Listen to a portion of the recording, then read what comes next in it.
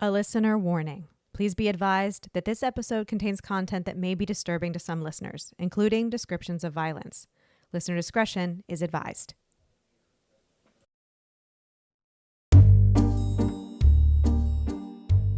Life upon the wicked stage ain't ever what a girl supposes. I'm Jen. I'm Ashley. And I'm Olivia. And we are, in fact, three different people. This podcast focuses on true crime under the spotlight of arts and entertainment. So grab your beverage of choice and settle in. Places, ladies. Here's our episode.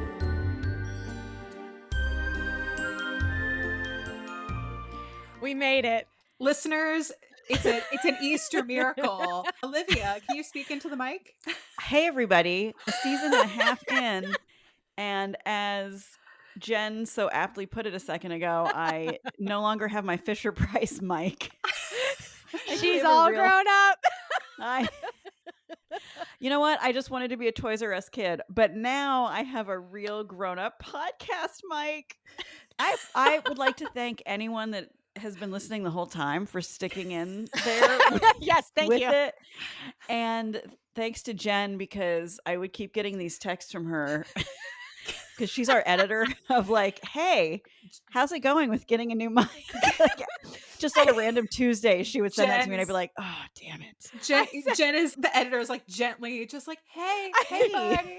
I literally sent her a text the other day. I was like, just a gentle nudge. If you haven't pushed buy on the microphone, maybe you do that. And I went into my Amazon cart because it had been sitting in the Amazon cart with the stand. And I was like, damn it, today's the day. Today's the day. And then once we got it hooked up and I realized I had it on mute, then everything was fine. Please, I need to share. Olivia made a good point. Thank you to everyone who has borne with us through our learning curve overall across the board. I know I'm going to embarrass him, but Rich in particular is doing a little dance right now listening to this. So. Yeah, right? I was re-listening over our little break here between seasons. I was re-listening to all of season 1. Mm-hmm. And I think it was in our hurricane episode, I talked about an impending case. Oh, that I was like, the person you knew. Yeah, like someone I had been like very loosely, capital L loose, connected to was like, had potentially committed a crime. And again, allegedly, but there has been an update on this and the case is apparently moving forward. I don't think there's a trial date set yet, but like this is happening. And again, it's what has allegedly happened is awful. But at the same time, I'm like, I am like 1 degree from like an actual like theater, true crime theater. Yeah, like not necessarily. I think the crime itself didn't necessarily have anything to do with the theater, but the person themselves, much like Dan Wozniak from season 1, was actively involved in a community theater production while they were committing these crimes. So rehearsal schedules are being, I guess, asked for as like trying to triangulate their whereabouts. Also a thumb. This person. I would say, yeah, Jen, for sure. Okay. We're falling into thumb territory here. Yeah. Wow. I am so fresh on this episode. So Jen is our host today. And Jen, I have no information. Jen, like, what are the headlines? What do we need to know? Here we go. Today we're talking about Olive Thomas, who was an American silent film actress, art model, photo model, and, spoiler alert, ghost? ? A haunting. A haunting and a scandal. Ooh, the best kind. A little bit of both. She is most famous perhaps for being a Ziegfeld girl. And she was the wife of Jack Pickford, who is Mary Pickford's brother. And Mary Pickford was like America's sweetheart during the silent film age. Theater royalty. That's where all the trouble begins, honestly. So the scandal, if you will. Jen, for those who may not know, can you just give, and maybe this will come out, maybe I'm jumping the gun. That's okay. But when you say a Ziegfeld girl, like what is the significance of that? It was a show in the Broadway area. It's basically Showgirls, but in New York. Like and the original Showgirls. The original Showgirl, and they were not Elizabeth Berkley, not pushing her down the stairs. Different. No, I mean that could have happened. Who knows? But they were like the original Showgirls, and they were the most beautiful women in New York, and that's kind of literally how you got the job. Just be beautiful and just hot. be beautiful, as we know from like our very first episode with Evelyn Nesbit. That's kind of all it takes. But it was like a review. It wasn't like a show like Yes. Oklahoma with like a storyline. It was There's more songs, there's dances, there are soloists. And but then all there the was another show that's a little more risque, and we'll get into that too. I'm excited. Okay, so she is a Ziegfeld girl. Yes. Girl. There is scandal. There is haunting. Because spoiler alert, this person I guess is deceased. She is. Well, I mean, I would hope so if she was a Ziegfeld girl. She was born in 1896, so. And she haunts the theater in which she was a Ziegfeld girl. The new Amsterdam Theater in New York. It's actually, I believe, the most haunted theater in New York, they say. Adding to our road trip. To our murder tour. Adding to our tour of hauntings. Wait, was she murdered? Murders. Maybe. Ooh. Oh my God. We can decide for ourselves. Scandal, murder, and haunting all in one episode? I like to put it all together. A compilation, if you will. Take it away, Jen. Like, let's start at the very beginning. A very good place to start. It is a very good place to start. Nailed it. We're gonna take a look at all extra show tune references today. I gotta add them to our Spotify playlist for our Patreon subscribers. That playlist is a banger. All right, so here we go. Olive R. Duffy was born in Pennsylvania, just outside of Pittsburgh, a small little town. Charleroi is how it's pronounced, I believe. And she was the middle of 3 children. She had an older brother, a younger brother. They were born to James and Rena Duffy, both of Irish descent, just for Olivia. Wait a second. Did she so she had 2 brothers? She did. So they were the Duffy brothers? They were. Yes. Okay, just wanted to... James and William were the Duffy brothers, both of whom later actually worked in the film industry with her. She got them jobs, so that's pretty cool. One is a cameraman. Nepotism. Do you think they're descended to the Stranger Things? Maybe. We'll look it up. We'll Google it. Well, very possibly. There are so many legacies out there. So at the age of 15, Olive left school to help support her family and her siblings. She got a job selling gingham fabric at a local department store. She made $2.75 a week, which is equivalent to about $92 a week today. Wait, $2.75 as in $2.75. $2.75. Yes. Okay. Sorry. Yeah. That doesn't feel like enough. No, not at all. And she was still living at home. Obviously, she was only 15. And by all accounts, she had a good childhood. But her father, sadly, died when she was just 12 years old at a work accident. So then the family moved in with her grandmother, her maternal grandmother. Okay. So they were living in a place called McKees Rocks, Pennsylvania. And this is where she met Bernard Krug Thomas at 15. Bernie. Whom was her first husband. Yes. Did she spend the weekend at Bernie's? She probably did. Right. That was really lame. I mean, at least at one point, because they got married on April 1st, 1911. She was 16 years old. A little young, but at least but for that time, at least she wasn't 12. At least it's getting married and it's not a predatory Evelyn Nesbit situation. Yet. Oh, man. Spoiler alert. I'm trying to start it on a good I know, note. I'm sorry. Get the awooga ready. Here we go. Don't you worry. It's ready to go. Okay. So she was 16 when they got married, and apparently she was miserable in this marriage. And in 1913, the couple separated on the grounds of desertion and cruelty. Ooh. So desertion. So he left her and was abusive. Ooh. He, when interviewed, only says lovely things about her and himself. But of course, right? I had a relationship like that. Thank you for speaking well of me, I guess. Yeah. After my death, in this case, sadly. But it took him that long to be like, it did. Yeah, in 1931, actually, he was interviewed for a story about Olive, and he Uh-huh. said that the demise of their marriage was her ambition and desire to both obtain a life of luxury and improve her station. He didn't say it in a bad way, but he sure as hell didn't say I beat her. Yeah, left out the cruelty part. Yeah. That's Mm. it feels kind of key. Yeah. Yeah. Also, there's that whole she wants ambition, Right? shame on her How dare vibe. she in 1915 want to do something for herself, which is hard to do, as we know. It's just it's like, Mary and the library, and it's like, how dare Mhm. you run this library and be employed? Like, you're never going to get a man like Also, that. spinster. So in 1914, she was living in New York. She lived with her aunt, I believe it was her aunt and a cousin in Harlem.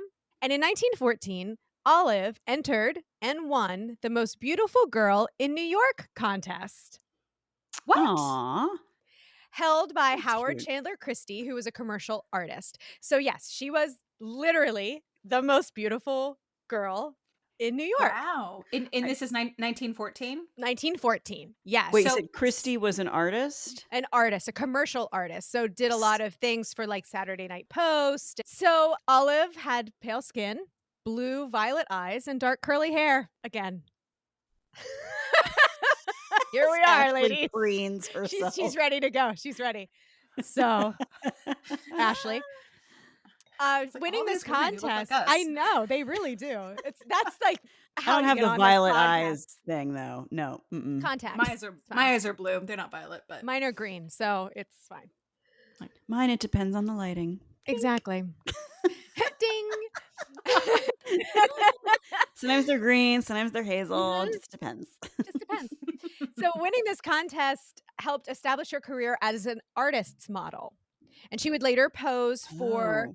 Christie himself, also Harrison Fisher, Stan Laws, and Haskin Coffin, all the big guys up in New York. And she was a pinup girl for Vargas. Ooh, You know that okay. last name, Vargas? In our drive, there are some pictures, and you can go look at them. And there's a very famous picture of Olive nude that Vargas painted. And spoiler alert, Florence Ziegfeld had that hanging in his office. Oh my God. So Jen, when you say artist model, just to clarify, because Mhm. as we know, like photography was a thing, Yes. but this was almost like you said painting. So More of those kind of lifelike drawings, but the drawings that would yeah. be on the magazine or the magazine covers. Yeah. So and it still looks like them, like the Yes. person, like this is your face, but it's not a photo. It is in fact a painting of some Yes. kind, but it is, I would say it's like AI does this a lot now, but it's like photorealistic painting. Correct. Yes, that's Mhm, exactly mhm. what it is. But she was featured on many, many magazine covers, ads. She was all over the place because she was indeed the most beautiful girl in New York, as we know. Well, And Harrison Fisher, who is one of the artists that she worked with, it is said, wrote a letter of recommendation to Florence Ziegfeld Jr., resulting in Olive being hired for the Ziegfeld Follies. Flo Ziegfeld. However, and I like this version a lot better, Olive later claimed that she walked right up to Florence Ziegfeld and asked for the job. And that's what I'm I going love with. that. She just walked right up and was like, I would like a job here. Thank you very much. And he was like, okay. When did I he love have that. the photo on his, or that portrait of her on his wall? Was that after she worked for him or before? Like, After. did he know? Oh, after. Okay. After. I was thinking maybe she walked in and was like, hey, that's me on your wall. Right. Yeah. No, it didn't Hey, happen that way. maybe she brought it in and was like, hey, I got this little present for you. She's Put like, me you in your seem like show. you seem like a fan. Yeah. Yeah, you seem like a fan. I am the most beautiful girl in New York. So she made her Wow. stage debut in the Ziegfeld Follies in 1915, June 21st, actually, 1915. And she was a sudden sensation. Everyone loved her right away. Oh. Her popularity in the Follies then led her to being cast in Ziegfeld's more risque show, The Midnight Frolic. Oh, I've not So heard of that before. let's talk about this. If you go to the drive, there are pictures of her in her Midnight Frolic costume. Is that the So balloons? it's the balloons. So Yeah. cute. In our My social body is folder. ready. Yeah. So you can see Olive so we know who we're talking about. So the Midnight Frolic, the girls were scantily dressed with balloons discreetly placed in different locations. They would get close enough to the men in the audience and playfully permit them to pop the balloons with their cigars. This sounds very, I bet Gypsy Rose Lee stole this idea. Right? Sounds very gypsy, yeah. The girls would toss their garters into the audience, and sometimes they backstage would take bets on who could hit the most bald men with them. I love that. And so the way this was done, this was on the rooftop of the theater. So Ziegfeld Follies was in the Amsterdam Theater, and then on the roof was the Midnight Frolic. There was a glass walkway, so the girls could dance over customers' heads. So they were literally looking right up their skirt. Naughty. Shocking. Absolutely shocking. Yeah, so it was staged after hours, and it was primarily a show for famous male patrons who had plenty of money. Wow. While she was working there, she received many expensive gifts from her admirers. This was a thing that happened all the time. The girls got a lot of gifts. The one that is rumored, like the biggest one, was from a German ambassador who had given her a $10,000 of that time, $100,000 today, string of pearls. That might even be more than that. Don't you think 10,000 then? That might be like million. It might be now. more. But it's not just like what we think of, like, just like A string of pearls. It's right. like a situation. It is multiple strands. So that's fascinating. So I'm assuming this is like a Gatsby style Yes. pearl necklace. I think so. Because we're coming up into the 20s too, when they were long. Sure, yeah. You know, more so of an elaborate necklace. I will say that too, Jen reminds me like that whole idea of like these wealthy men who attend this after hours show. It's not unlike the lyrics from our theme song that inspired the name of this podcast, where it's like you have these men like flinging like gifts at you, and I bought you a fur coat, I bought you jewelry, and trying to win favor, shall we say, by gifting these actresses these like over the top gifts, which can be nice on its own, but I think oftentimes probably there were maybe secondary motives at play. It's like, I'm not just giving you a coat just because I think you're a good and intelligent person, and that is, I just want you to be warm. I don't think that was maybe all of it. I agree with you. Take back your pearls. What makes you think I'm one of those girls? Guys and dolls. Yeah, exactly, Olivia. Adding it to the playlist. Yes. So she is rumored to have had a relationship with the artist Harrison Fisher. But, you know, she's living on her own in New York in 1915, 1916. So girls got to do what a girl's got to do. Got to make rent. Got to make rent.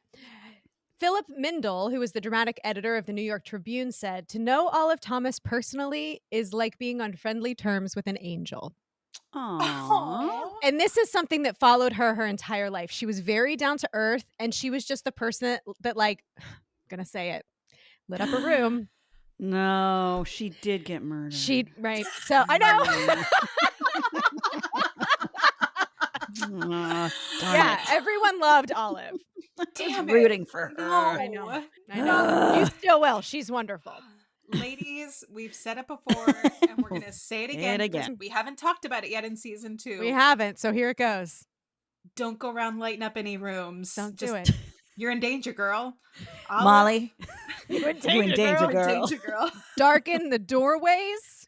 That's what I do. Make it a little weird. That's right. Scream oddly and run away. Whatever you have to do, you know. whatever you need to do. Just don't you light up that room. You're not safe. You're not safe. We're gonna keep saying it. So during her time in the Follies, Thomas began an affair with Florence Ziegfeld Jr.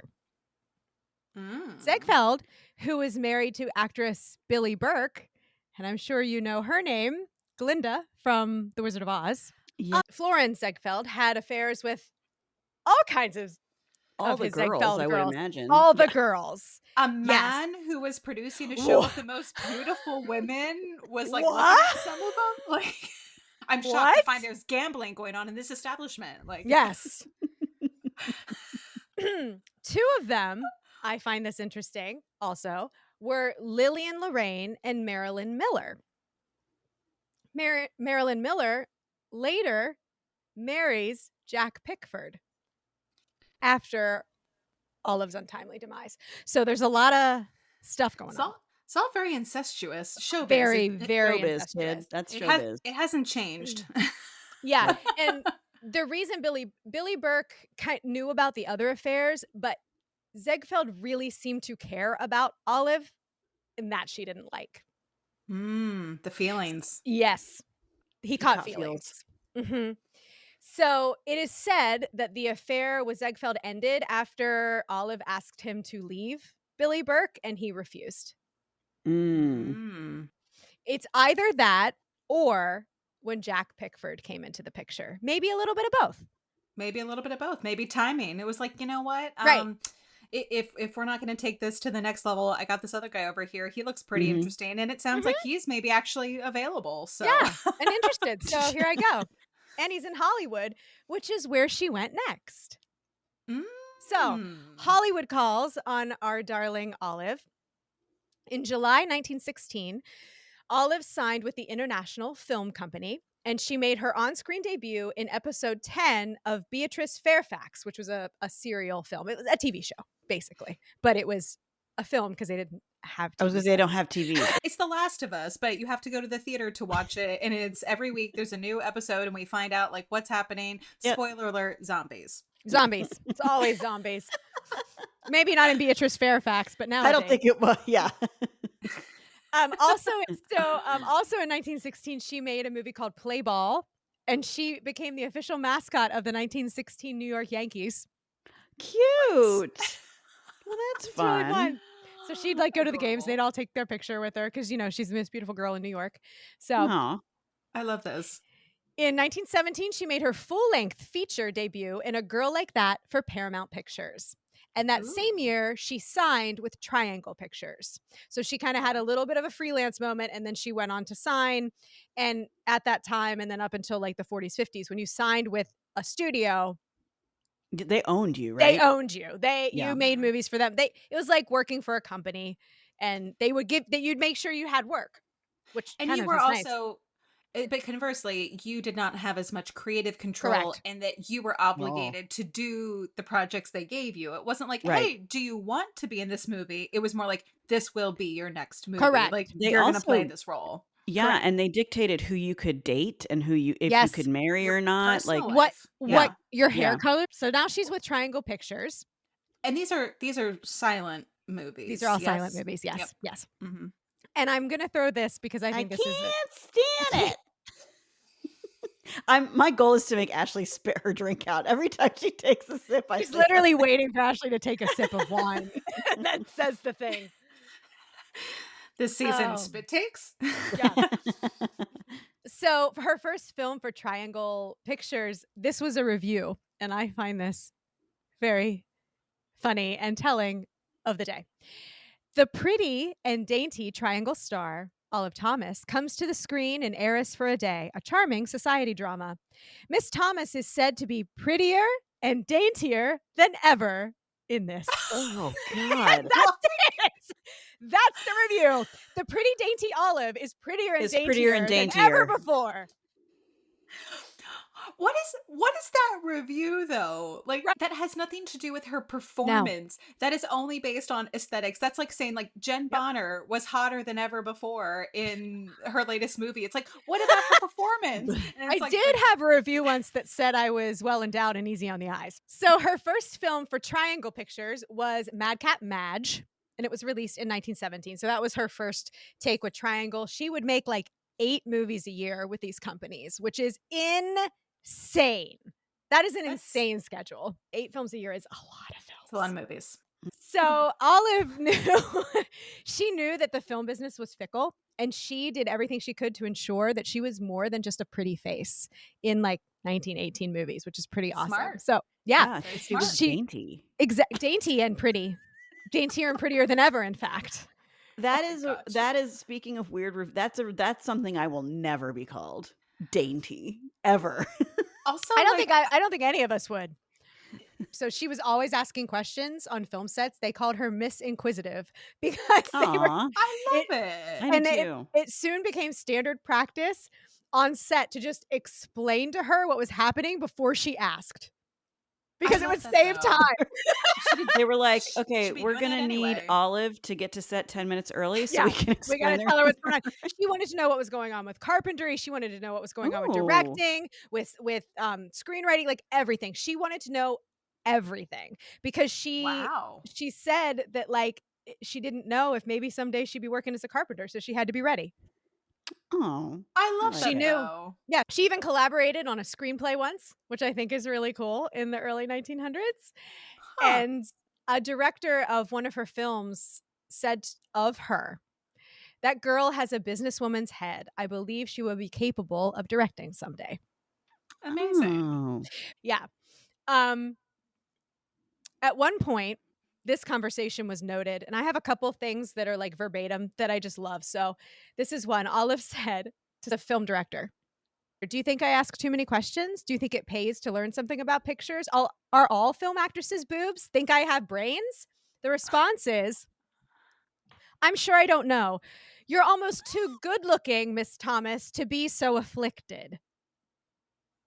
To be so afflicted With brains. with brains. To be smart. You're too good looking to be smart. You're almost too pretty to have Uh-huh. a thought in your head. Yeah, Correct. yeah. And Yep. she says, "Is it an affliction?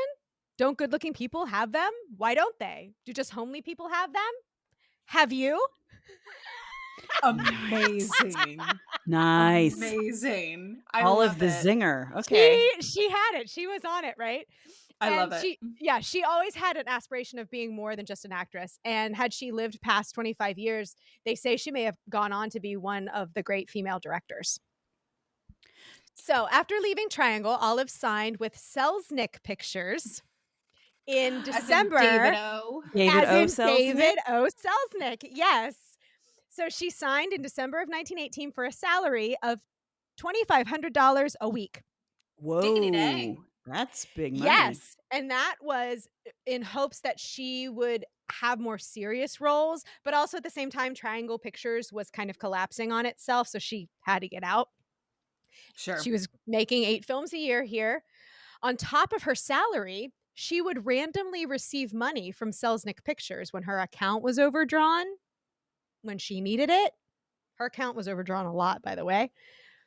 So Why? she wasn't great with money. She Yeah, was not good. but also, like, Oh. why is the company just giving her money Well, let me for, tell you, like, existing? I mean, like, that's very nice, but also that doesn't feel like good business practices. it was not good business practice. She was their star, however, like, she was their girl, Okay. but Okay.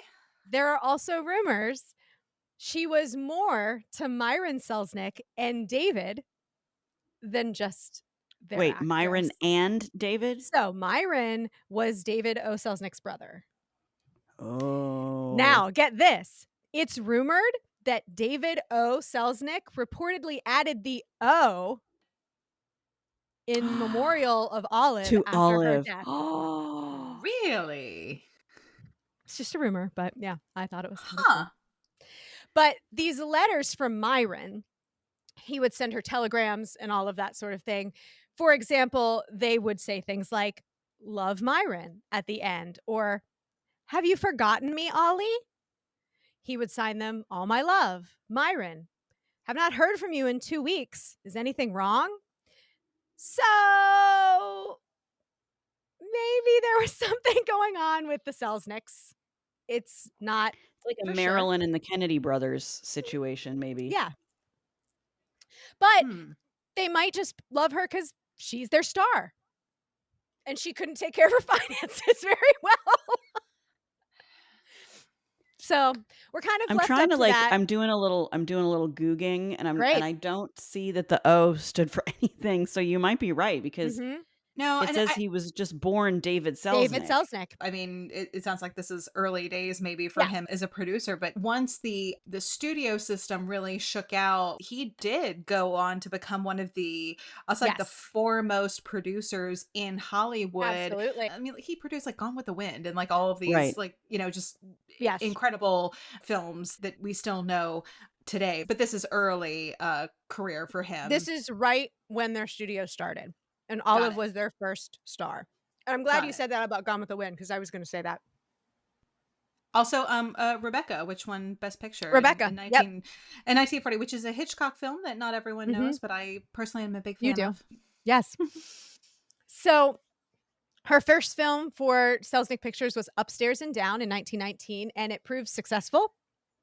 her as a star, right? And established her image as a baby vamp.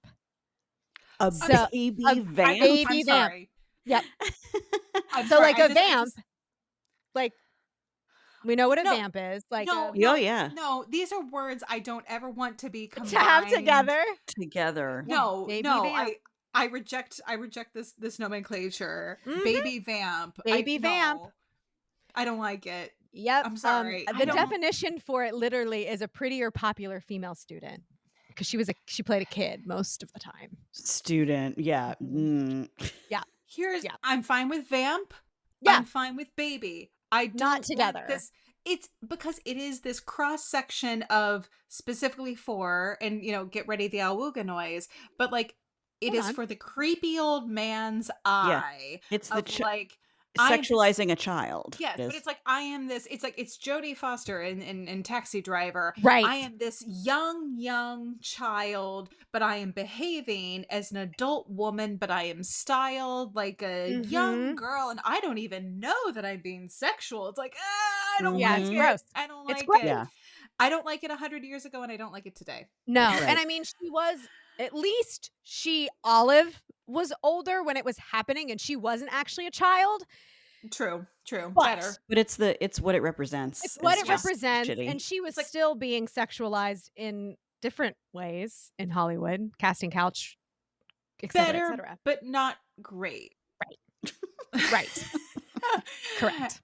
It's like So- less icky, but Yeah. also, and like you said before, Jen, now we're getting into the like studio system. Yeah. How much autonomy do you really have? Yeah, she asked a lot of questions and they loved her, but she was still under their control. You know. Yeah. So in 1920, The Flapper came out, and Olive played a teenage schoolgirl who yearns for excitement beyond her small Florida town. Florida. I They were love like, that. let's pick a podunk town. Florida. Florida. So that film, The Flapper, is the first That's film a that very really famous film. it Yeah. brought the word into the vernacular. So they had never talked about flappers before. So she's like literally the original flapper. That's interesting. I didn't know Yeah. that. And then in 1920, October 4th, actually, my birthday, Everybody's Sweetheart was released. And that would be Olive's final film. Uh-oh. So that is Olive's career kind of in a nutshell. And this was overall, I mean, she had, I'll say, a pretty, what are we talking, like 5 years? Like a pretty quick rise fast. to Yeah, It really yeah. was. significant of stage and screen. Significant fame here. Yes. And she was a household name. Like everybody knew who Olive Thomas was. I mean, Sure, truly, yeah. there was Olive and there was Mary Pickford. And now we're going to get into her personal life a little bit, which has to do a little with Mary. I'm ready. And everything else that we really want to talk about today. So in late 1916, Olive met actor Jack Pickford, brother of the most successful silent star, Mary Pickford, at a beach cafe on the Santa Monica Pier. There are pictures of them together. Jack was a good-looking guy. He was not the most famous of the Pickfords, obviously. His sister was, but he rode her coattails a little bit. His most famous film, he was in Tom Sawyer. He played Tom Sawyer. Oh. I was just going to say, I'm looking at a photo of him who looks like he's similar age to her, but has a very boyish vibe. Yeah. Not a thumb. Not a thumb. Not a thumb. I do have notes. He's a little heavy on the pomade, the hair product. Like He it's is. just It's very his slick. hair. Listeners, his hair is flattened to his head like a helmet. His hair hasn't moved since 1915. And it's just so severe. Yeah. On their third date, Jack gave Olive a $12,000, $250,000 today, friends, platinum cigarette case. Ooh. With an inscription to Olive Thomas, the only sweetheart I will ever have. This is the third Aw. date. Third date, love bombing. I would say this is either super romantic or like a I big know. old red flag. And there's no middle ground here. There's no middle ground. And she wasn't the only sweetheart he'd ever had because he married 2 other Ziegfeld girls. So Ziegfeld, yeah. This is Oh. my problem. Like when people are super young and they're like, I'm making up numbers, but like when people are like 20 and they're like, this is the love of my life. I'm Listen. like, calm down. Not that, Ashley, because Olive was 21 and Jack was 19. Yeah, babies. Babies. Yeah. And This is my hot take. This is still too much too fast. I'm Yeah. just Correct. I'm suspicious. Something's awry. It has It's to okay. be. You can be suspicious. So, like, when they met in 1916, they eloped on October 25th, 1916. So they got married very quickly. Oh, So, fast. and that's like going back to what your timeline wise. This is like her first year in Hollywood, Jen. Yes. Like she had Yes. just rocked up. Like she And wasn't that is even significant because they Okay. eloped to New Jersey and they didn't tell anybody. And the reason they didn't tell anybody was twofold. One, the Pickford family was not overly fond of Olive. She came from a different world. She came from the world of musical theater, which during that time was a review. She was in the Midnight Frolic. Right. She was a some little men saw her more ankles. She was a little more on that, like, you know, where That sometimes glass ceiling they were they walking across, they call saw more than ankles. actresses right. They call actresses words that are synonymous with prostitute. But That's how their they child saw was one her. too. Mary Pickford was a But in Hollywood, it was different. Okay. Oh, she wasn't on the stage. She Right, wasn't on the stage. There was a big difference they saw on the This is stage and on like the screen, which is interesting because I feel like now better actors are on stage usually. Well, it's like maybe if you were from a family that is from, the Royal Shakespeare Company and we are playing on the West End, and then you Right. have like a reality TV star. Right. It's like, Right. well, It's very much like that. It's That's very a good way of putting it. Yeah. and it was it's like you're a before little Showboat. trashy, maybe. Yeah. Yeah. It was like, before Showboat, so they were just reviews. They were just showing legs and yeah. popping balloons with cigars. So Yeah, it has a cheapness to it, I Correct. think, as opposed to like acting, in a way. Yeah. We're very dignified and we're doing lines and yeah. And yes, and Charlotte Pickford, who is Mary and Jack's mother, was very overbearing, very much a stage mother. Hello, Mama Rose. And she didn't like her at first. And she did not think she was a good enough actress to be a part of that family. And she Sure, was 'cause like, by association now, yeah. and she was very, very protective of her name. So for the first year, they didn't tell anybody they were married. But that was also because Olive didn't want to, because she Because wanted the to make it studios? on her own. Oh, okay. She didn't didn't wanna want the be Pickford name. She wanted to make it as Olive Thomas. So they didn't tell anybody. I mean, that's a nice thought, but also a year is a very long It's a long time time. to hide that you have a full-on spouse. Yes. Well, did they not live they must not have lived together, They didn't because obviously, they're right? both working. So sometimes she's in New York filming, he's in LA. They're not together very often. And this happens in their relationship for a long time. They're very much a long distance couple. This They're sounds like not a really in the same city. healthy marriage to be Yeah. like, we went on like half a dozen dates and we eloped and we didn't tell anyone and we don't live No in the one same knows. city. It's going very Right. well. It's Yeah. going very well. Yeah.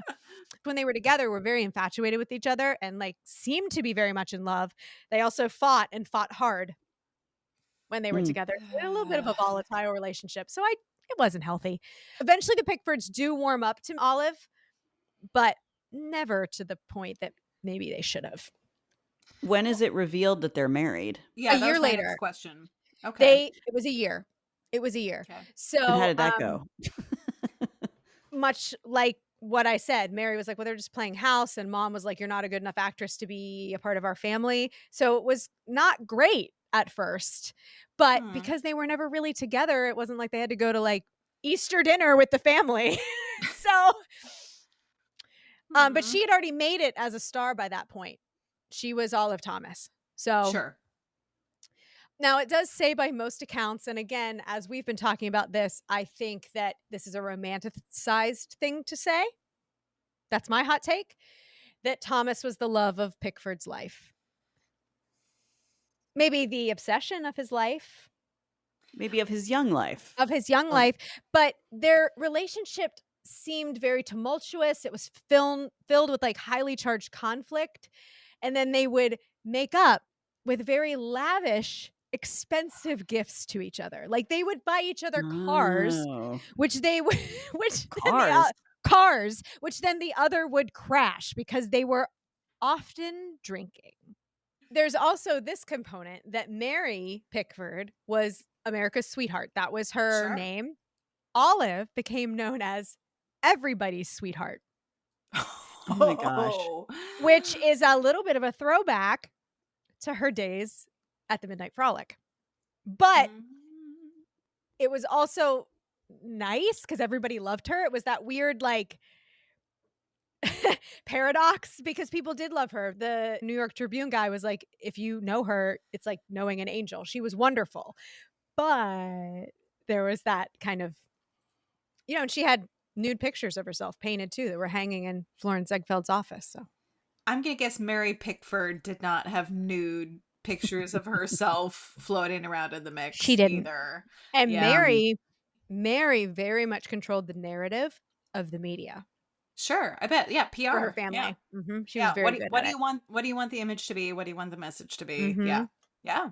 They also say on different levels, not in like a incestuous way, they were competing for the love and the attention of the same man, Jack. Oh, totally. So there was a little bit of that kind of rivalry too, which is be the also not brother healthy, but the brother of America's sweetheart is sleeping with everybody's sweetheart. everybody's sweetheart. Like, what? Yeah, and the media had a field day with it, of course. I was gonna, they love pitting women against each other. Exactly. So Jack and Olive, they were partiers. They had like-minded personalities and in many ways were codependent on each other. Again, not healthy. They were driving intoxicated quite a bit, which I think was a thing in Hollywood at the time because there are a lot of stars that got pulled over for drunk driving. Oh, yeah.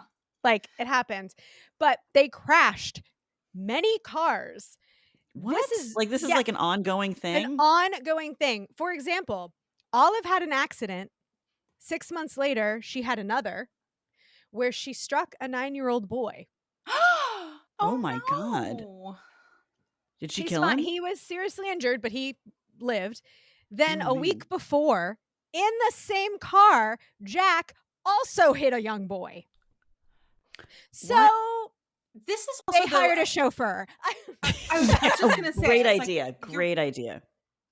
They got a chauffeur. Right. But this is what they would do. They would party hard and then they'd get in their car and they'd go and things happened and they crashed a lot of cars. And this is also the point when like the legal limit for alcohol, if it even existed, it was way higher than it is now. I didn't even read anything about charges coming up on these two kids that they hit either. That's terrible. But they're movie stars. And it was maybe even worse then than it is now, as far as like the studios protecting their people, Oh, sure. Yeah. So, as I said, their marriage was very volatile. They were often on opposite coasts, maybe seeing each other for a week and then going off to work, both of them in different directions. So, with their marriage kind of on the rocks, they decided to take a second honeymoon. Which is funny because they technically never went on a first honeymoon, but I was gonna say, skipped ahead. Yeah. But professionally, they were seen as this power couple.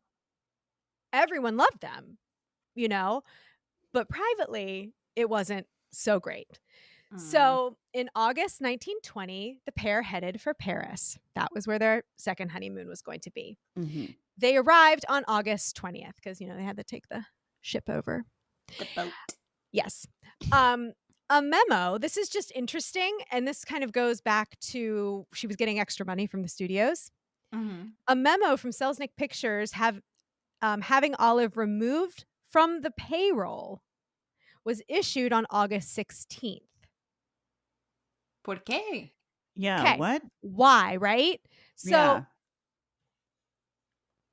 it could have been simply that she was taking a vacation and they were like, don't pay her while she's on vacation. But was that standard practice? It's not documented anywhere. Okay. Or was she being let go from Selznick Studios? These are some of the questions that are going to come up as we get into, sadly, Olive's demise. So just keep that in your brain a little bit. Hey friends, Jen here, and we hope you're enjoying this episode of Life Upon the Wicked Stage. Just a few quick reminders. If you're looking for any of the visuals that we've mentioned in this or any episode of the podcast, make sure to follow us on Instagram at Wicked Stage Pod or Facebook at Life Upon the Wicked Stage. If you want more, please join our Patreon by searching the Wicked Stage Podcast. There you'll find ad-free episodes, videos of our recordings, mini-sodes, behind-the-scenes content, giveaways, and so much more. And the most important side note, if you like the show, please give us a nice rating wherever you listen. It sounds silly, but it's still the best way to get the word out and support us in this crazy podcast world. Well, lights are blinking, intermission's over, so grab those snacks and another drink and enjoy the rest of the show. Soon after their arrival in Paris, Jack left for London for a week and a half. Wait, apparently to try on clothes. Why you would go to London to try on clothes when you're in Paris, I'll never know. But also the honeymoon, this is supposed to be the honeymoon. Yeah, and he left her in Paris. And he went to London. He came back.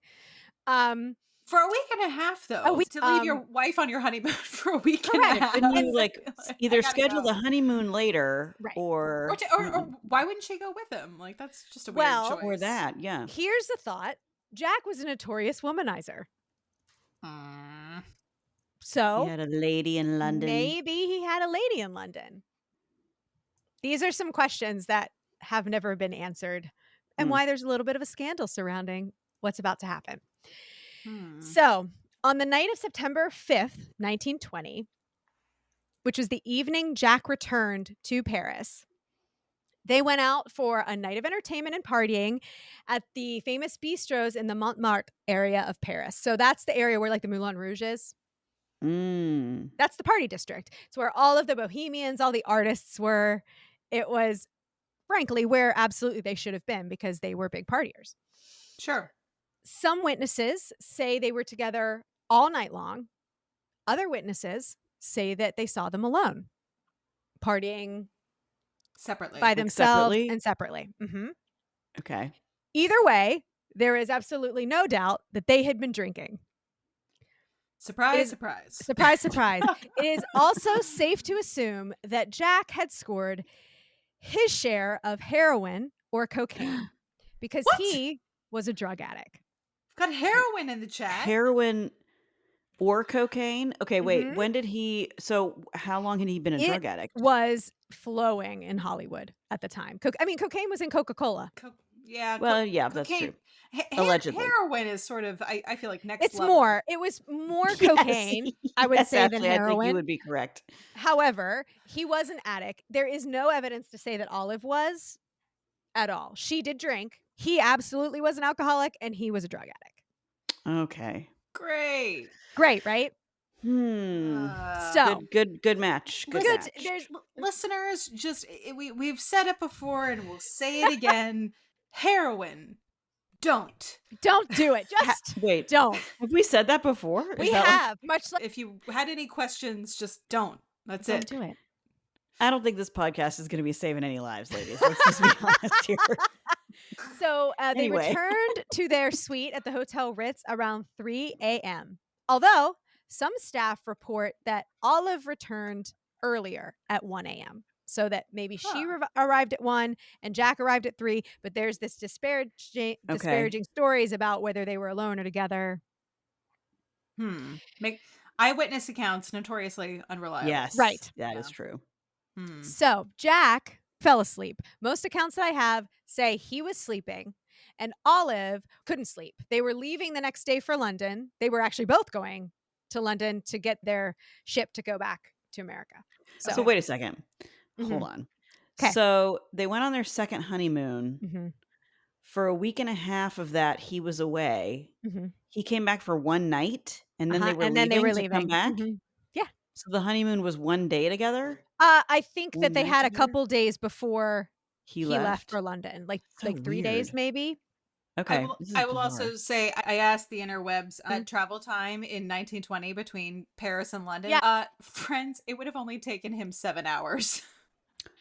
Okay, so this week and a half to try Yeah, it on only clothes. takes, Yeah. like, 2 in the So it's like, okay, you take the day to travel, but to be gone for Uh-huh. 10 No, days for trying on Yeah. no, clothes. It's like, yeah, something's not adding up. we're gonna flag Yeah. that as being very, very suspicious. Very Yeah. suspicious. And Very what was he trying on suspicious. clothes for? Was it for a movie or Well, there are accounts that it was for a movie, but I only read that one place. hmm. So, back to the hotel room. So Yes, he's passed sleeping. out, allegedly. Mhm. But he was Yeah. passed Yes, out. he's in the bedroom, she's outside writing to her mother, by most accounts, Okay. because she can't sleep. Jack Okay. apparently was a stickler about the light. So she's trying to write her mother, and he's trying to sleep, and he keeps waking up yelling at her to turn off the To light. turn off the light. Okay. So Olive couldn't sleep. She's done writing to her mother. By most accounts, here we get into some speculation. She walks into the bathroom to find some sleeping pills. That's the biggest theory, that she went in to find some sleeping pills because she couldn't sleep.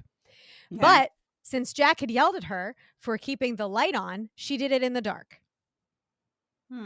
So she doesn't turn the light on so she doesn't wake him up. Okay. So instead of taking sleeping pills, oh God. Olive ingested a mercury bichloride solution, What? which was a topical medication that had been prescribed to Jack to treat sores caused by his chronic syphilis. I was thinking herpes. Okay. Yeah. Okay. So Which, hold yeah. on. Mhm, But mhm, a mhm, pill is a pill. It's not Okay. a Right. okay. Ashley's like, this is where I was going. Yeah. All A right. pill is a pill. A topical solution. Well, let me explain uh, that. okay. So I Please. said sleeping pills. Sleeping pills at the time were Yeah. a powder. So you would take the powder and put it in some water, stir it up, and drink it. Oh. Okay. And then was the So, topical solution also powder? yes, it was a powder that you would stir Oh. up and put it on. Okay. Okay. Okay. Because Okay. I'm like, Both powders. And Okay. it was either that this mercury bichlorate, it was dark and she didn't see and just mixed it up. That's one okay. account. Another Okay. account is that it was in French and she couldn't read French. So she assumed it was a sleeping pill or sleeping powder and put it in. Or the final one is Yeah. that Jack already had it mixed up because he had put it on his syphilis sores.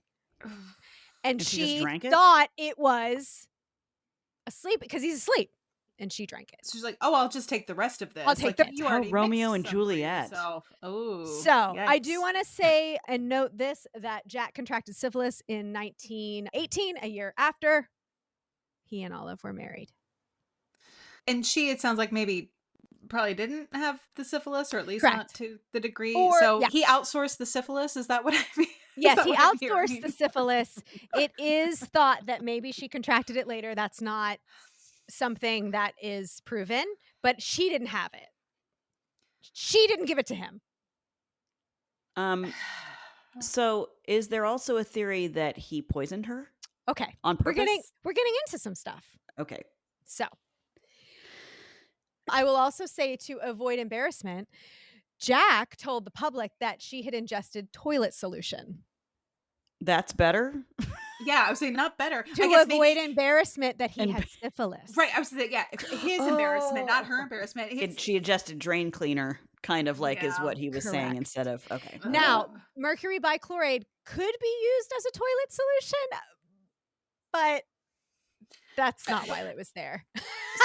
In a And it hotel wouldn't have been room. sitting on the sink Yeah, in a hotel where room. the sleeping. Yeah, Yes. yeah, And no. mercury, you're not supposed to handle it at all. Putting poison on a wound? Yes. Like But literally topically, it was fine. Ingested, not fine. Right. Topically, it wasn't killing people immediately, at least. Right. Maybe over time. But So, yeah. right. Great. Well, Not Okay. great, either Bob. that Yeah. would get them, or the syphilis would. One of the two. Right, you Right. already have syphilis. Might as well. Yeah, it's like Might as well try this. it's like the So, lesser. yeah, the Yeah, lesser of yeah. two evils. After drinking the liquid, Jack says she screamed, "Oh my God," and Jack rushed in to assist her. Oh boy. Here we go. She was taken to the American Hospital in Paris, where Pickford and his former brother-in-law, Owen Moore, remained at her side until she died 5 days later. Oh my 5 gosh. days. And we're gonna get into the Oh, nitty-gritty about all of that, but that's the headline, right? Oh my god. woof. So, there's some controversy surrounding her death, and that's what we're gonna talk about now and maybe speculate a little wildly about.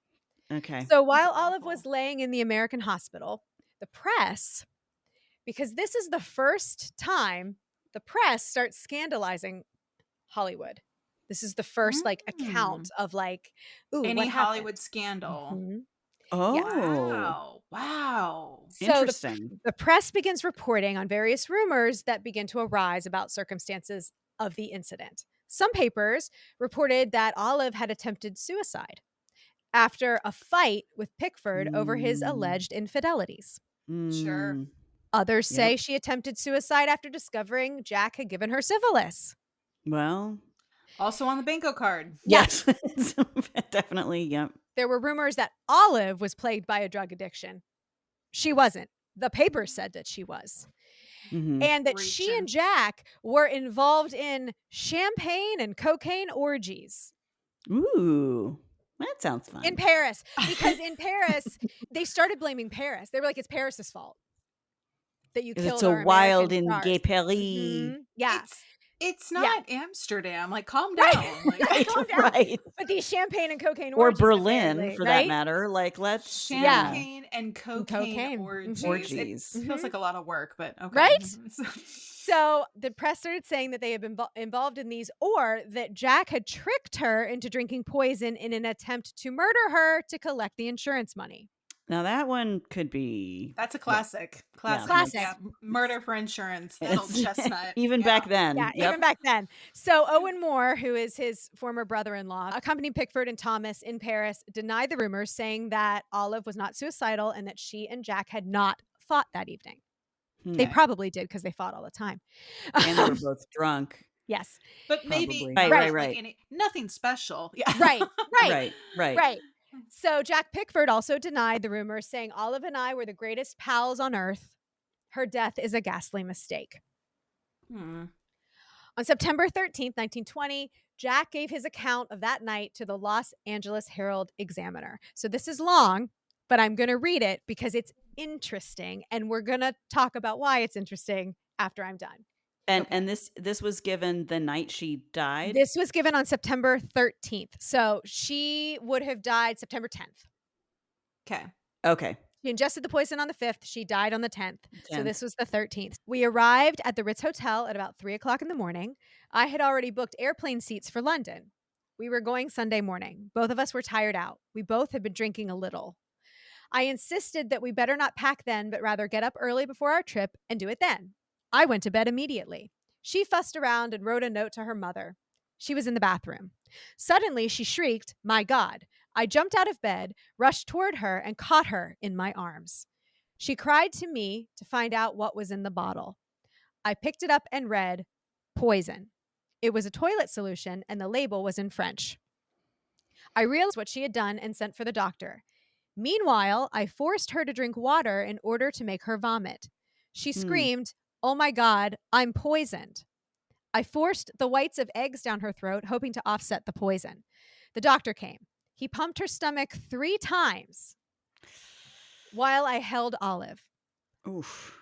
9 o'clock in the morning, I got her to the hospital where doctors took charge of her.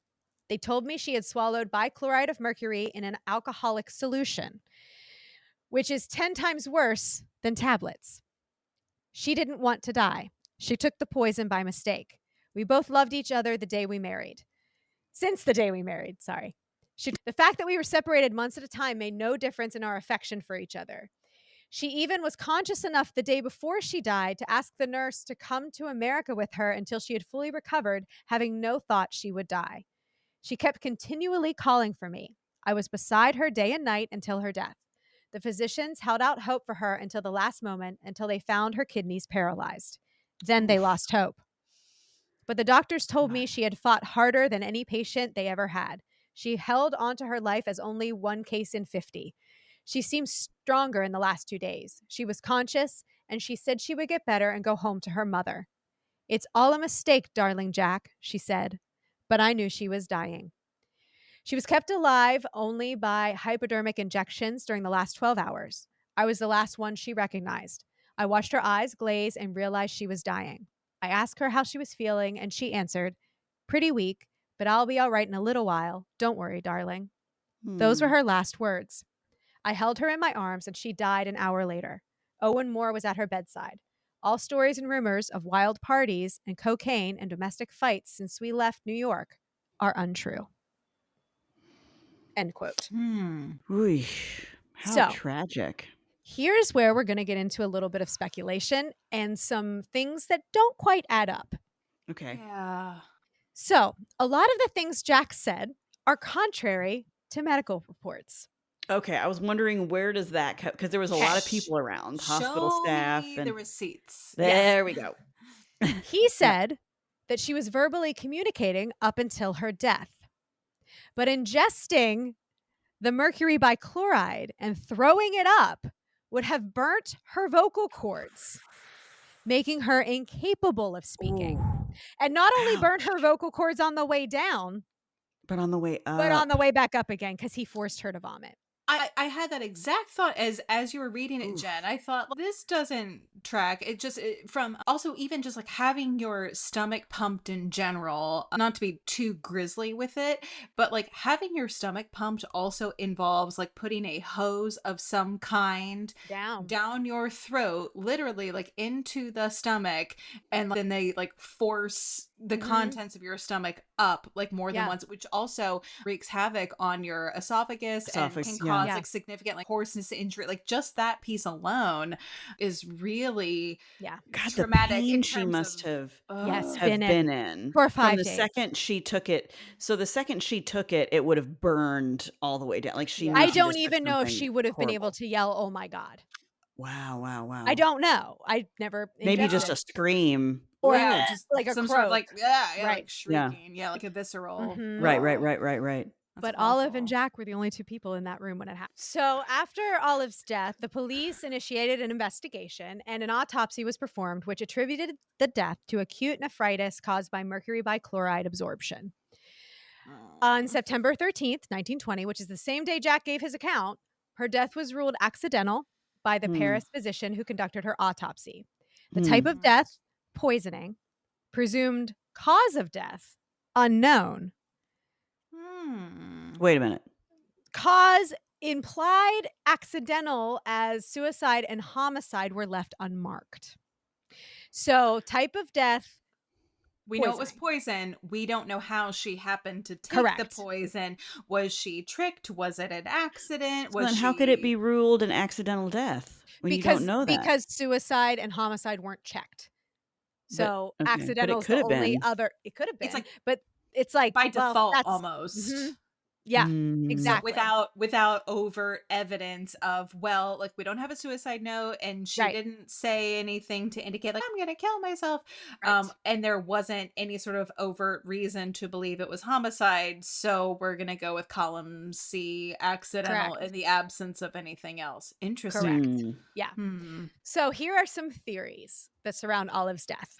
Okay. Suicide. We talked about that. This is the biggest one. People were really on the Olive suicide train.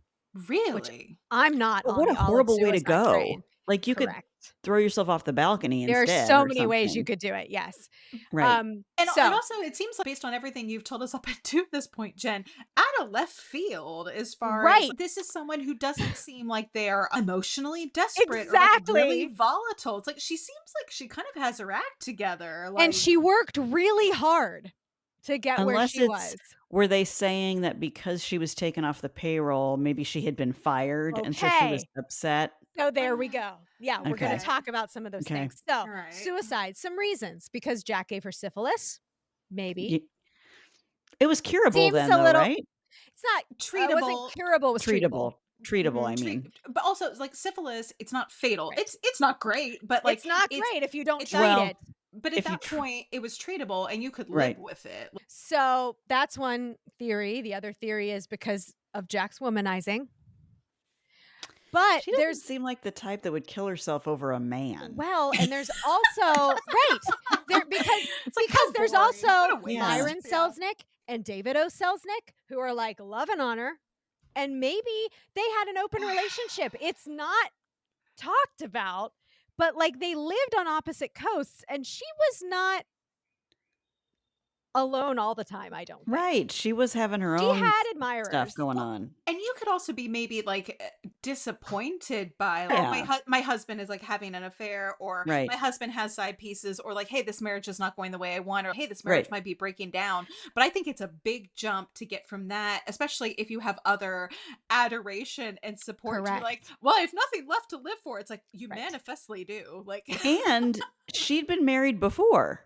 She had, and she divorced and him. went So through a why divorce and wouldn't was she have just fine. divorced Jack? Right. yeah, Right. it feels That's a little flimsy. another reason Yeah. where people were like, she didn't commit suicide because of Jack's womanizing. She would have just divorced him because Right. she Yeah. did it before. Right. Was it because, like Olivia just said, she was suspended from Selznick Films? Hmm. Or did they just put a hold on her account because she wasn't working? And they were like, stop paying her while she's like, in Paris. And they never she's going on vacation, like just Right. They never addressed this. They never addressed it. No. Hmm. Okay. And again, like I just said, she could have just divorced Jack. She was at like the height of her fame.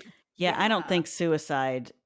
So I don't see that. even professionally, it's not like, oh no, this was my one thing and like no Right. one else wants me. It's like the public demonstrably loves you. So like someone will hire you or Yes. someone will pick up your contract. It's like it's not like this is the Yeah. only option. right.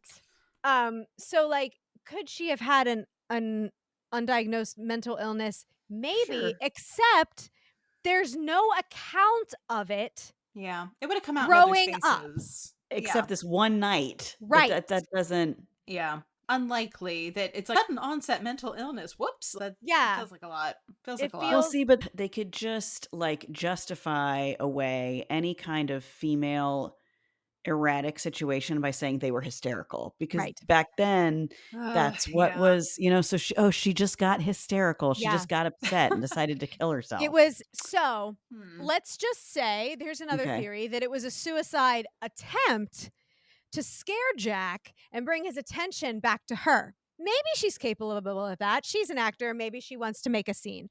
I don't feel like what I read about Olive that she was that type of person. Because again, everybody talked about how lovely she was and how easy she was to get along with and just this like angel on earth. And again, Also- to Olivia's point, if you're Yeah. going to attempt suicide, Right. there are way less terrifying Correct. ways.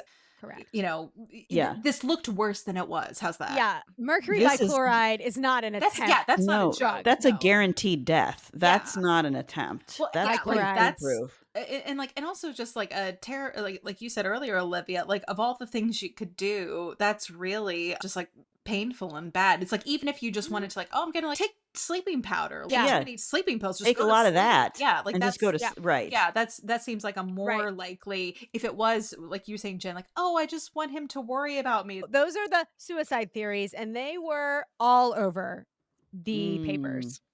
Drama. Because of course she's pretty and dainty, so that's what she would do, right? Oh my Right. God. What do we have She in was the so note fragile. to her mother? Do we have the note? We don't, That's- but it wasn't a suicide note because it was That's a there. really They good- would have said something, but That's I a don't. really good I don't point, know. Olivia. Yeah. Because I'm it's just like, yeah, thinking.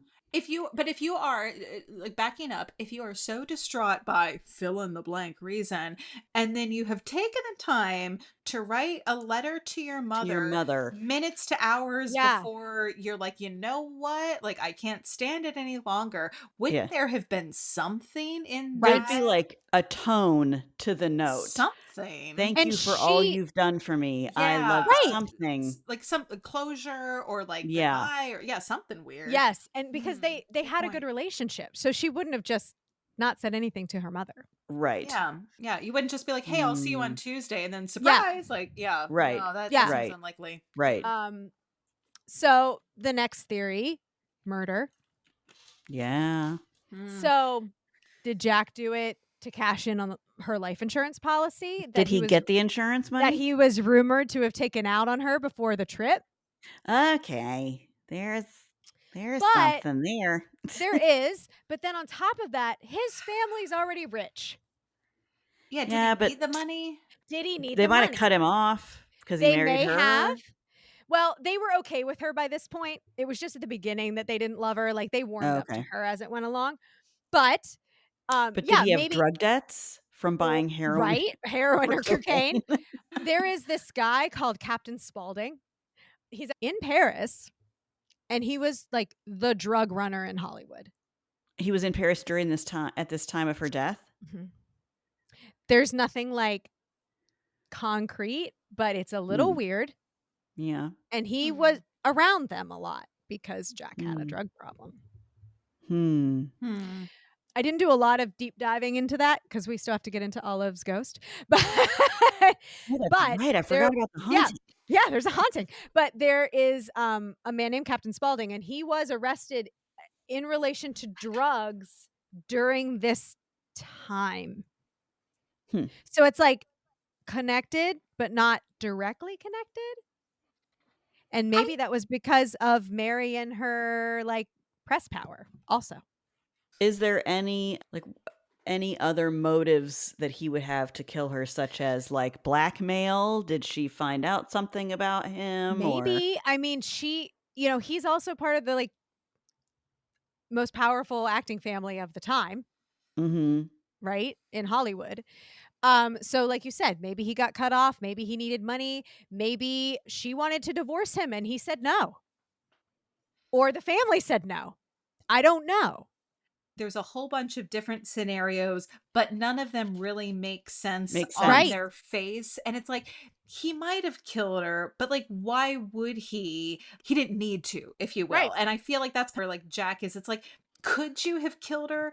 Yeah, but, like, you didn't need to, like, there's no overt benefit, and he as a person, it's like, "You sound messy, you don't sound violent," Violent. like Had he had a history of in his drug binges ever gotten violent? Was that a Well, here thing? there's the thing. We're never gonna know because Mary made sure that that's he was true. smelled like a rose. So, was he abusive? I don't know. Yeah. That's something that I thought of that maybe he just lost it. Like, they were fighting Yeah, Yeah, and he and just he good lost his lost point. it. temper. I think it's possible they didn't I mean, he told her that she was the love of his life on their 3rd date. Yeah, so he was a drama queen. We've got Mhm. that going for sure. Yeah, I I don't I know. don't know. I think and that's and you're right, Jen. That's maybe we'll never know because of the Pickford PR machine. Mhm. And yeah, like, kind of further down that road, maybe it was she was gonna leave him, and it was like a, "If I can't have you, no one can." Right. Maybe But there's no sign of there's that. no sign of but the that's the thing, is that the only person that could tell us what happened is Is Olive, him and or Olive Olive. Well, yeah. lost her voice. Then there is, of course, just the fact that it was a tragic accident, Tragic accident. Accident. that Yeah. Olive picked the wrong bottle of pills in a dark Yeah. room. And like you said, Jen, it was Or the the powder, powder, sorry. The yeah, the powder. powder, and it's like you do have these two relatively similar, like, haven't we all made the mistake with like the powdered sugar versus the flour? Haven't Yeah, we all we've all done it. Once haven't I we went to done it? snort some flour, and it was powdered Powdered sugar, and let sugar. me tell you, what a night I had. Yeah, so, I mean, all Mm, that said, she dark bathroom or not, taking yeah. a whole bottle of anything in a medicine cabinet's most likely gonna cause Yeah. death. Yeah. It's certainly I think I am we've talked through the scenarios. I think I'm leaning towards tragic accident.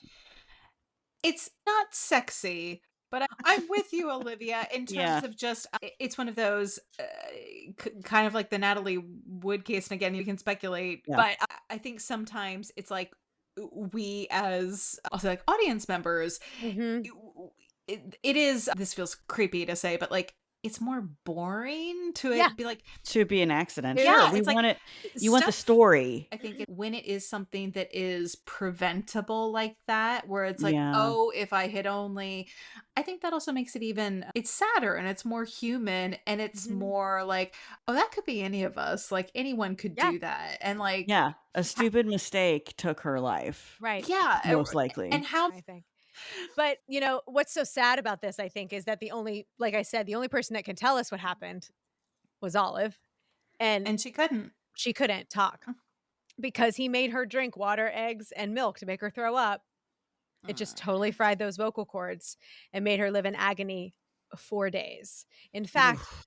when she was buried, it was a closed casket because the mercury bichloride trigger warning, graphic, burnt her face, neck, and throat.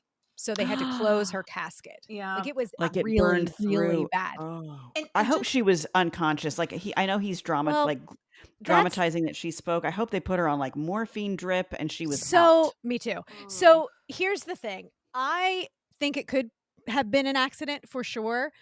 mhm. However, he changed the narrative so much, it makes me feel like something is a little fishy.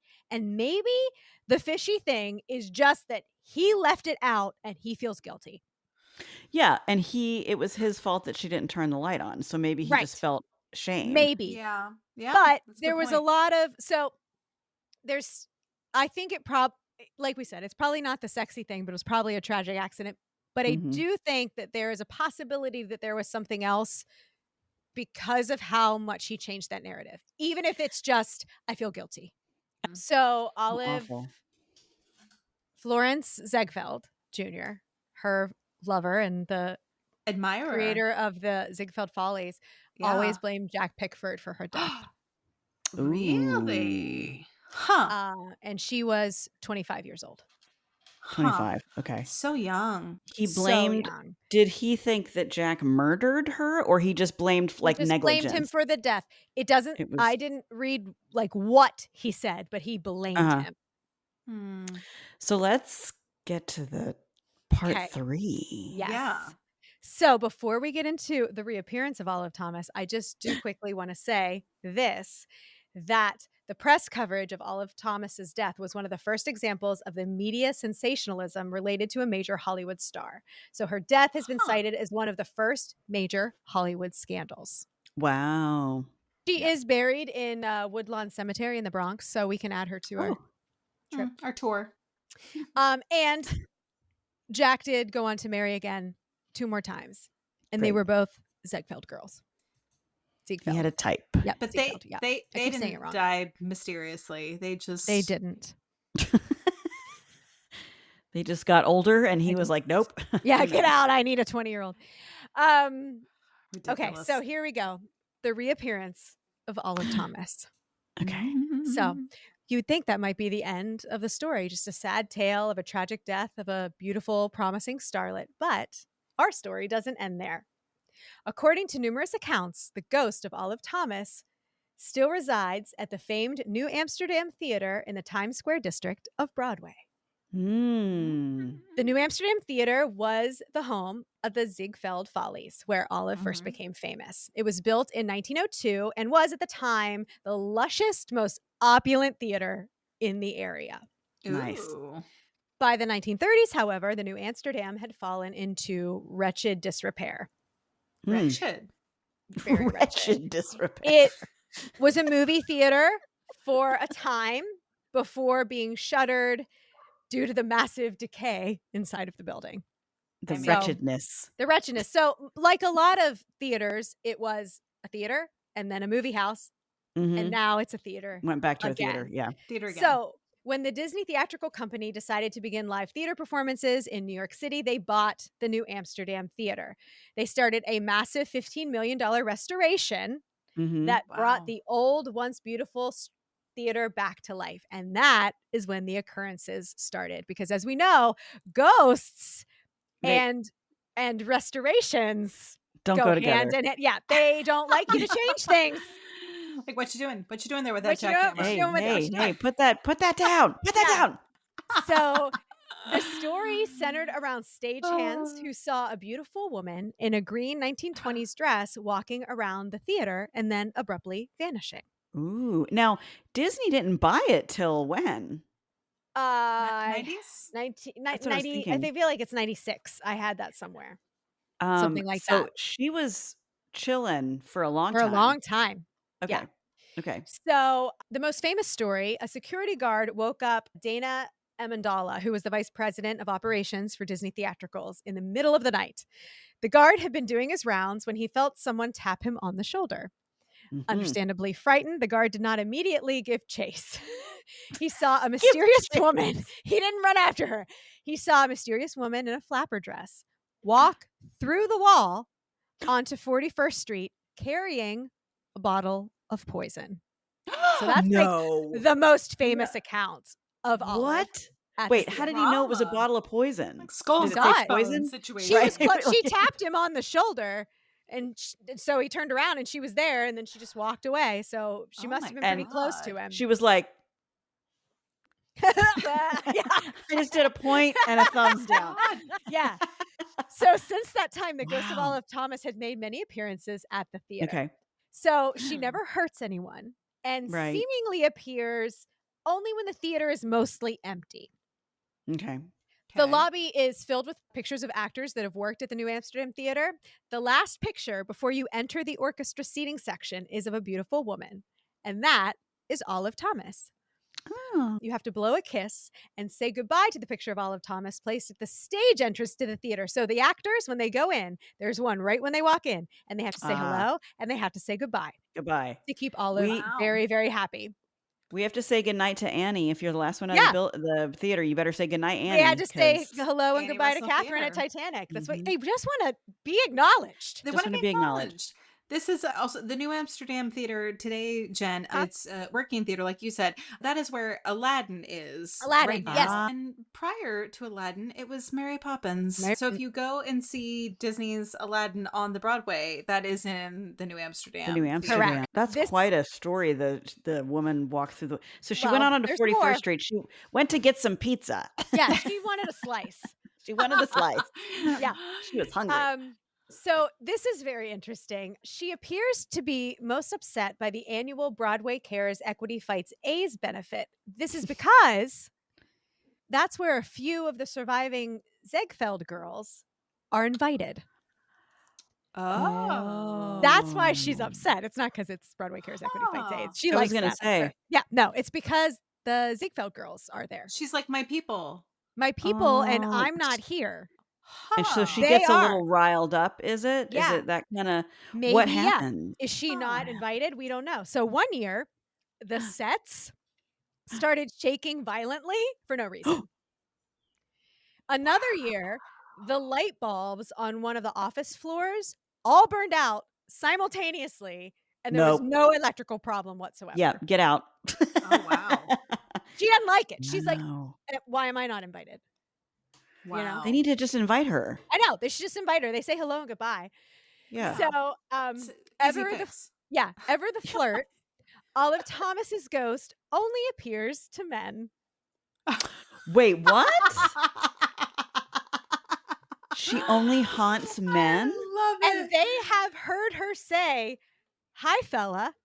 How you doing there, handsome?" I love No. it. I love it. So maybe, you know what? I wonder. So you're hanging on to something if you're stuck here. So I wonder if she blames Jack. And so she's tormenting men a little Well, bit because she's the she only one that blames her knows death what on the really man. happened. And that too, yeah. Yeah. So several workers have confessed to seeing her walking aimlessly around during renovations. Aw. Some say she's wearing a sash with Olive written on it. There are photos Whoa. that have confirmed that she wore a green costume, which they say they've seen her in a green dress, with a gold sash during her Ziegfeld days. Really? I think I have a Huh. picture up there. If I don't, I'll I make was just sure I gonna get say, it. yeah. Do we have one of these? I don't see a sash. I do I'll see. find it. Some workers have reported seeing her wearing a white dress trimmed in silver, crying and carrying a champagne glass. Aw. Aw. She was buried in a white dress with silver trim. No. Ooh. Wow. So she's been Aw. seen in the abandoned upstairs space that was once the roof where the Midnight Frolic was performed, Aha. Ooh. walking through the air unsupported, where Like the as if it was on the walkway would have been. the Mhm. walkway. It makes sense Aw. that Olive would go back to the New Amsterdam because this theater was the place where she was the happiest. Yeah. Mm. So they say that Olive is by far the most active ghost on Broadway. Wow. She's like 100 years down and I'm still running on Yeah, Broadway. yeah. Longest run ever. Longest running show on Broadway. Cats, Step aside, take that. phantom. Cats. You don't hold the candle to Olive. Stand down, Andrew Lloyd Webber. So Amandala said a group of Disney staffers were sitting in an office discussing the Oscar-winning film The Artist, which was set in the silent film era. They were wondering how many Follies girls became film stars, and they mentioned that Olive Thomas was one, but somebody said the real star of the silent era was Mary Pickford. Uh-oh. Amandala said, now, maybe Olive got a little upset about that because when someone said, I wonder what Olive Thomas would think of The Artist, a stack of 13 or 14 DVDs on the table next to them flew into the air and crashed across the room. Oh my They God. all That sat. is I know. what a statement. I know. What a statement. They all sat in stunned silence. The stack Yep. had been there for a long time, and there was no obvious way they could have fallen, let alone flown across the room. They Yep. didn't fall straight down as CDs would have done. They literally went flying 3 feet across the room and hit a wall. This was witnessed by several people. Ooh. They didn't even make the connection to Olive right away, but when they told me about it, I did, Amandala said. He also said that ushers and overnight security people report feeling a touch on the back, like someone is sneaking up on them and playing a practical joke, but when they turn around, no one is there. Thomas, if I was haunting a theater, I'd be like, but y'all better notice me. Like, you better notice. Exactly. Don't talk about that little bitch Mary Pickford in front of me. How dare you? How dare you? So it's created a problem for the staff because many of Olive's craziest fans, because it's become a thing, like everybody knows now that this is a haunted theater, have tried concealing themselves in corners of the theater, hoping to stay after it's closed so they might catch a glimpse of the glamorous ghost. That's cute. I love Why that, don't like, they do a ghost tour at night? Right? They should Yeah. do a ghost right? tour. Yeah, they should He do this. does- yeah. People are like buying tickets to Aladdin and they're like, I'm really just here to like I'm just here for Olive. I'm here for Olive. And he says they actually have to do a special sweep of the theater each night to catch stowaways and escort them out. That's wild. Interesting. Yeah. Wow. So she says, what is it again? Hey fella. Hey fella, how you doing, handsome? How you doing, handsome? See, we can't go because she won't be interested in any No, of us. not us. Like, we're not the target audience for this. No. We're gonna have to bring Rock, our Rich, spouses. and Jason, and like, send our plus ones. I need you. Take some video. Listen, here's what we need you guys to do. Yeah, we're gonna need you to go to Aladdin, but wait, there's more. Yeah, but wait, there's more. We'll go to that with you, and then we're gonna go get a slice, and you're gonna have to find a way to stay in the theater. Incredible. Yeah. So, ironically, Amandala says that Olive's lurid story promoted through magazine stories and even an immersive 2015 stage musical, Ziegfeld's Midnight Frolic, didn't know that existed. So now I'm going to have to find out about that. Has started this following. So nearly a century after her death, Olive Thomas is one of the best known of all the Ziegfeld girls, the subject of films, books, and at least half a dozen websites. And he said that would really delight Olive and annoy the other Ziegfeld girls, I'm sure. Outstanding. Justice is sweet. Yay! Well done, Jen. Thank you. That was wonderful. It's fun, right? Olive's well that ends well. Oh my God. That was fantastic. I love it was fantastic. I love that she's haunting a theater and like she has her ghost light every night and she's okay. Yeah. I mean, if she has sad to be that she's here crying and that she's here Yeah. or carrying a bottle of poison. I wonder when is the most recent sighting? I don't know. Because I wonder, will she move on at some point? Listeners, if you are affiliated with Disney's Aladdin on Broadway or work there or have been there and you all of our dozens and dozens of tens of listeners, slide into our DMs. Yes, please. Or send us an email at wickedstagepod@gmail.com and let us know about your ghostly encounter if you are hearing this. Yeah, I'll have to look that up. I'll see if I can find anything. We'll put it on socials if I have. Too, but how but, cool! Yeah. What is our next episode? What's next on the docket? I'm doing The Murder at the Met. Is that Nailed right? it. That's right. Okay, good. Which I also have known nothing about. Don't read anything because that's next up on the Wicked Stage Pod. I can't wait. Jen, we have our Patreon, but then we also have potentially YouTube, where people may Well also be able to yes. find some of our content. So right now, all of our podcasts are on YouTube, so you can listen to them on YouTube at your But no preferred video way. yet? No Okay. video yet, but we're discussing that may be a possibility. So you may very well be able to see our lovely faces on YouTube. We'll keep you company while But you work on presently, whatever. Patreon is the best and only place to really Mhm. see our faces on a full-length episode, and of course all of our wonderful bonus content Oh my and god. unhinged Tan mini episodes and A lot of tangents tangents in this and one, so Yeah. oversharing in general. Have fun with that, Jen. I Sorry. will. It's fine. Give me a working microphone and I don't shut up. I mean, same. It's fine. Right. We're giving the people what they want. We're fine. Exactly. And what they don't want. And what that's they fine don't too. want. That's right. And that's on Patreon. I mean, it's Yeah, exactly. Exactly. And you can join for free and get some specialized content starting at just $3 a month, which is less than a coffee a day. I mean, because it's only $3. It's less than a coffee. What can you even get for $3 A anymore? month? A Nothing. month. No, but like Us. in general, like what can you Nothing. buy like out there in the universe for $3? I don't Like even You know if need you to can get like find a soda for $3 a anymore. I donut? don't think you can. Maybe a But one a donut. month? Like that would be a sad donut. It would be. You should have many more than one donut a month. Our podcast, better than a sad donut. Like a 7-Eleven donut, I feel like Yeah. is less than $3. So that's what you can get, or Patreon. Or us. And that's for a whole month. For a whole month. Aren't we worth as much as a gas station Gas donut? station donut? I would think so. Better than a gas station donut. You can add it to the merch 5 list. stars. Yeah. 5 stars. 5 stars. And scene.